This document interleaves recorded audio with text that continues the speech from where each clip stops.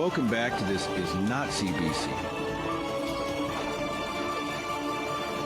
Welcome back to This Is Not CBC, where we celebrate Canada's innovative economic policies. Today, we're discussing the brilliant strategy of importing workers for jobs Canadians are supposedly too lazy to do, or, just can't get because the government gave the positions away. You've heard the myth. There's a severe labor shortage in Canada. Specifically, a shortage of people willing to work for minimum wage under fluorescent lights at McDonald's and Tim Hortons, two of the world's most sophisticated and struggling businesses. And who is riding in on a white horse to save these corporate giants? Why, it's our Liberal government via the generous Temporary Foreign Worker Program, TFWP. We now have Conservative MP Michelle Rempel, who, bless her heart, finally had a moment of clarity and asked the question every struggling Canadian youth has been screaming into their unemployment pillow. Why are you still giving TFW work permits to fast food restaurants in major urban centers? That's crazy. Again, as I explained before, the ESDC goes through and decides where we have labor gaps.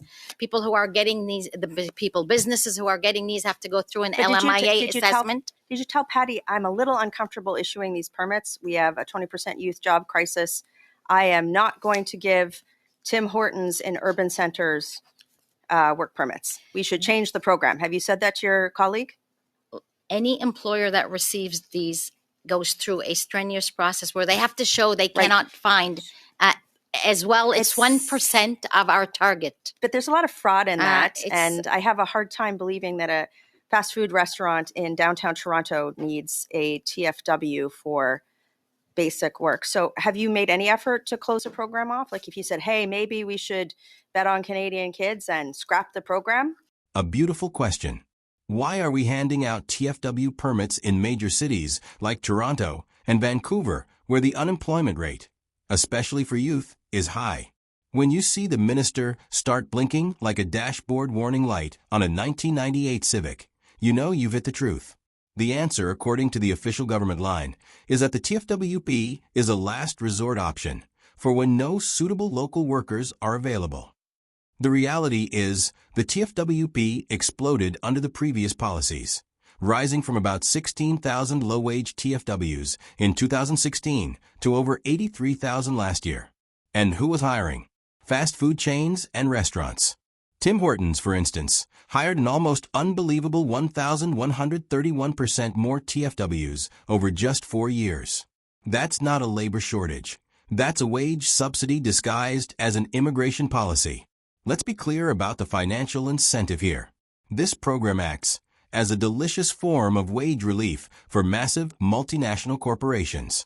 As one study noted, nearly 3/4 of these temporary immigrants earn less than the median income, putting massive downward pressure on the wages of every Canadian burger flipper and coffee pourer. While youth unemployment was hitting its lowest level in more than a quarter century, outside of the pandemic, the Liberal government was on track to issue what could be the highest number of TFW permits ever in a single year. For the first 6 months of 2025 alone, they issued 105,000 new TFW permits. So, to recap the Liberal job strategy, Canadian youth, we need starter jobs to pay rent. Government, sorry, those positions are reserved for temporary foreign workers, whom we allow to be tied to a single employer, making them a more stable and cost-effective workforce for your local franchisee. McDonald's shareholder, thank you for the quarterly dividend. It's genius. They drive up population, making the housing crisis worse, while simultaneously suppressing wages and locking young Canadians out of entry-level jobs. Now, to give the government credit, they have finally noticed the country is furious.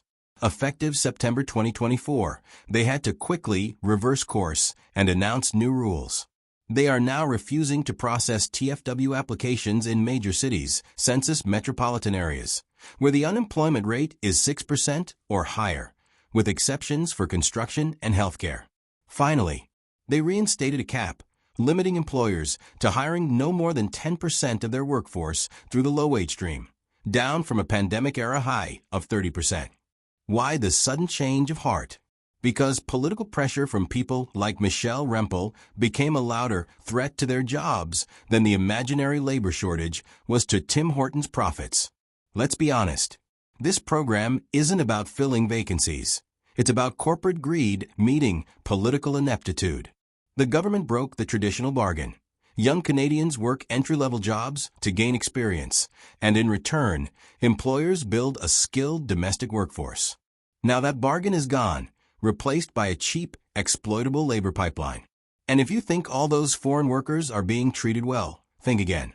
UN reports have described parts of the TFWP as a breeding ground for contemporary forms of slavery, and government fines on non-compliant employers are skyrocketing, proving the system is often failing to protect the very workers it imports.